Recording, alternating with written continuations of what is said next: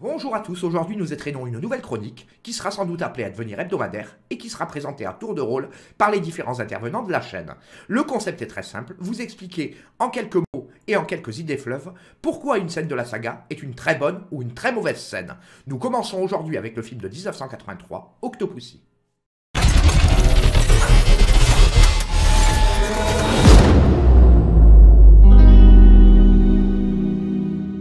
Et petite précision, avant de commencer cette chronique, vous remarquerez que le choix a été fait de ne pas faire quelque chose de construit, de structuré. Nous n'utilisons pas de prompteur, de sorte que la chronique soit le plus spontanée et le plus naturel possible. Le but n'est pas de faire une analyse exhaustive, complète, détaillée, etc. Simplement d'essayer de préciser deux ou trois choses par rapport à une scène qu'on aime ou qu'on n'aime pas.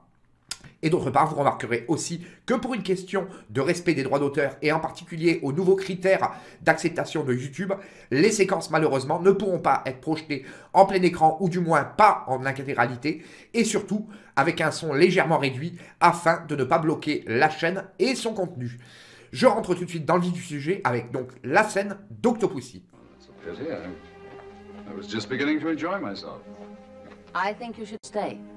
Alors pourquoi j'ai choisi cette scène ?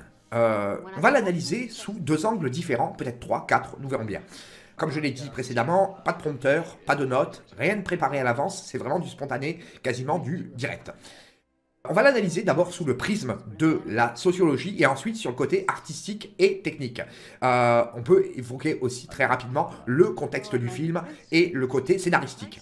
Mais pour commencer, il faut déjà se souvenir que Octopussy, après entre guillemets l'austérité scénaristique et artistique de Rien que pour vos yeux, on tombe réellement dans un James Bond très classique qui représente vraiment ce qui se faisait de mieux à l'époque en matière de Bond-film. Peut-être que la concurrence de Jamais plus jamais n'y est pas totalement innocente, mais je considère personnellement que Octopussy reste quand même un des Bonds les plus emblématiques des années 80. Avant l'américanisation de Dangereusement Vôtre et l'arrivée de Timothy Dalton en 1987. Pourquoi j'ai choisi cette scène ? Déjà, le côté sociologique, comme je le disais précédemment, est vraiment très intéressant.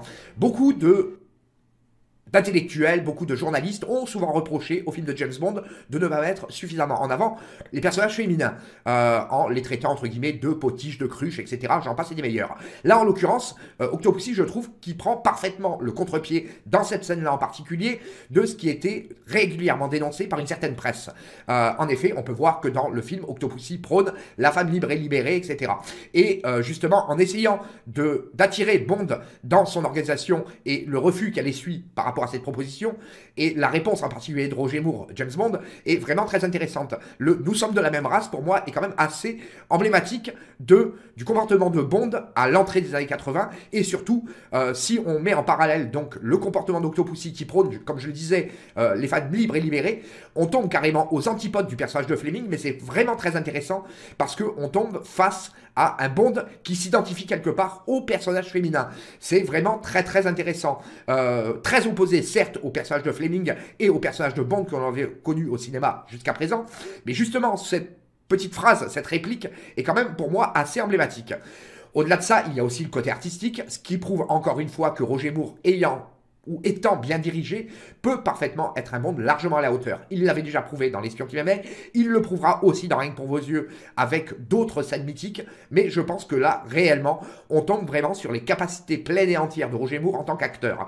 D'ailleurs, on voit clairement que contrairement au Bond qui rencontre Melina Havelock dans Rien que pour vos yeux, l'alchimie avec Octopussy fonctionne. La faute, sans doute, est la cause au rôle de Maud Adams. Maud Adams, naturellement, est une véritable actrice. Elle n'a pas été choisie pour caster les différents remplaçants de Roger Moore dans les années 80 innocemment.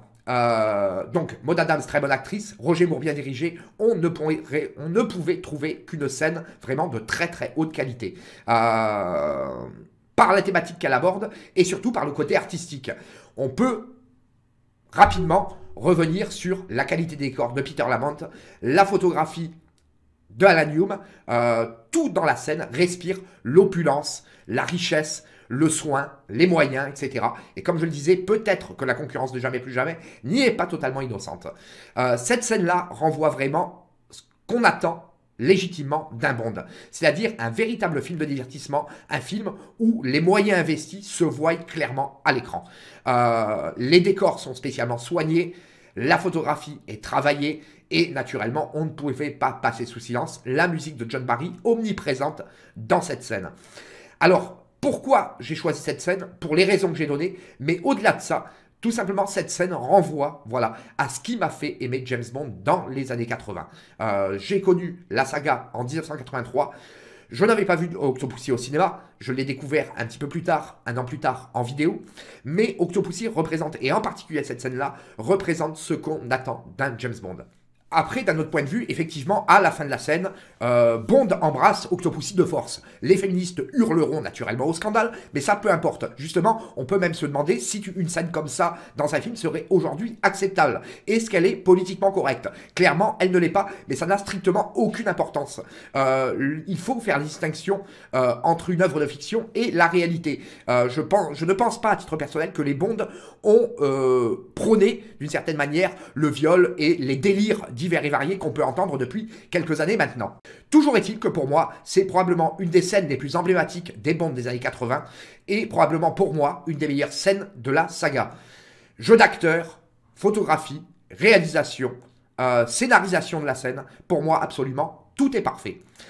Fin de cette première chronique, si vous l'avez aimé, n'hésitez pas à venir en débattre sur notre chaîne YouTube, à la commenter, à la partager, abonnez-vous à la chaîne et je vous dis à très bientôt.